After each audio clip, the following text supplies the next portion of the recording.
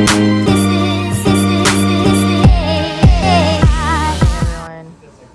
So, ayan si Kat.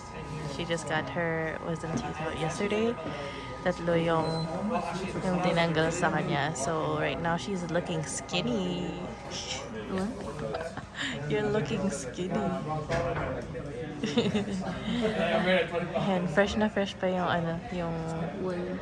yung wound niya. So, may stitches siya for like isang stitches lang, di ba? Dalawang stitches? Akala ko isang side lang. I mean, yung lower left. Yung lower left, pero, 2 stitches.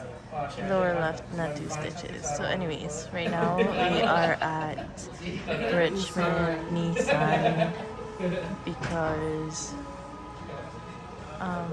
we need maintenance for the car. So today we're gonna spend around $200 to maintain the car. Anyways, it's all good. It's all good. It's good to maintain your car and make sure that everything's running good because, someday when we're gonna upgrade to a new car, you need to make sure everything's working fine. Anyways, yeah, I can't hear what you're saying. Oh, she can't hear what I'm saying. But anyways, we wanna go here, but taken lahat ng chairs, so we're just waiting here. Anyways, we'll check in with you guys Yeah, later. free coffee, free hot chocolate, Yeah, free everything. free massage, pero may nauna sa massage chair. Yeah. Mag-aantay ka na dito. Also, they used to have free ice cream, pero ngayon wala na. Would have been perfect for for the wisdom teeth. Speaking of, I need to drink my meds. Okay. Explain namin mamaya siguro kasi may yung mga tao pa eh. Okay, we finally made it to the lounge room. Ayan na po. Alam niyo, ang ganda nitong massage chair. Kasi full body talaga siya. Ang sarap. Tignan mo yung kamay ka.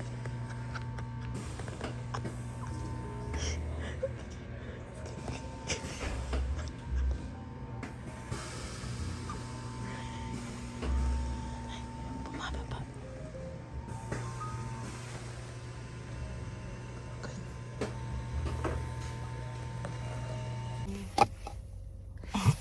Natapos na yung namin, yung change oil ng car namin, and andito na kami ngayon sa IKEA. Yes, and so nandito pa rin kami sa parking kasi kanina naghihintay kami dito sa aisle ng parking. Tapos may umalis pero may sumunod na sa kanya na wala naman dito, like kasi kakalabas pa lang nung umalis. Like kakalabas pa lang ng IKEA yung mga tao na aalis. Tapos inano niya lang, like nag-signal lang siya dun sa pero kanina pa kami naghihintay. So like Nauna kami.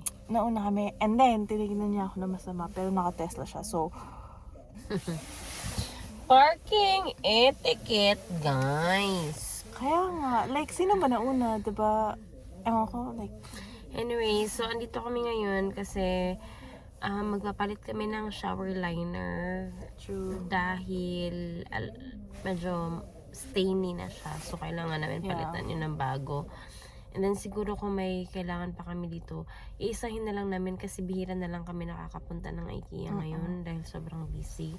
True. And then this January, we're really trying to not spend a lot of money. Mga extracurricular programs namin, parang zero siya. Sorry, excuse me. Since the beginning of the year, hindi pa kami nakapag-eat out na tayo. Wala pa, no? Nakapag-eat out tayo nung January 1st. In January 1st. Yeah. Pero lahat ng namin, like After super, that, wala na. super inaano na namin yung budget for 2024. Parang inaayos na namin yung budget namin. Yeah. So, like if may pupuntahan kami na isang lugar dahil may bibilhin kami, aanuhin na namin, like susulitin na namin dahil andun kami sa lugar na yun para hindi na kami pabalik-balik. But we also make sure na yung bibilihin namin doon. Ito siya ata, oh. But we also make sure na yung bibilihin namin doon is yung mga bagay na kailanganin lang talaga namin. If makalimutan man namin siya, hindi na kami babalik pa para bilhin namin. Because if nakalimutan namin, that means hindi siya ganun ka-importante. So, hindi siya dapat namin bibilhin. Or makalimutin lang talaga kami. But also, ang naano namin na every time lumalabas kami, kahit na onti lang yung bibili namin, or like, kakain lang kami ng fast food na mura, ang masuspend namin in like, yung nagtitipid na spend na talaga is at least $100. So, pag lumalabas kami ng weekend, pag both Saturday and Sunday kami lalabas, easy 200 ang nawawala sa amin. So, right now, ang ginagawa na lang namin, at least for the start of the year and hopefully until like the end, is we're just limiting our eating out or like restaurants and stuff kahit na fast food. And then we're gonna just stick to like groceries. Yeah, siguro maintindihan na naman din ng nanonood sa atin because hindi lang naman din tayo yung nahirapan mag-budget and everything. Sa tuwing lalabas ng bahay, may magagastos ka naman talaga. Hindi dahil sobrang mahal yung Vancouver, but sobrang mahal na lang talaga ng mga bilhin ngayon in general. So ngayon, since may goal kami na gusto namin gawin for our monies, so kailangan maging disiplina lang talaga. Hopefully masustain naman namin tong ginagawa namin ngayon. So, Yeah. Kasi, you guys, you know, everything is expensive. Like right now, we're just doing groceries, right? And then our groceries are almost like $100 now each time. And it used to be like $200 yung grocery budget namin for the rest of the month. But now, each time we go to like Superstore or wherever, we spend at least $30 on like 3 things lang yun most of the time. It's like, it's a lot.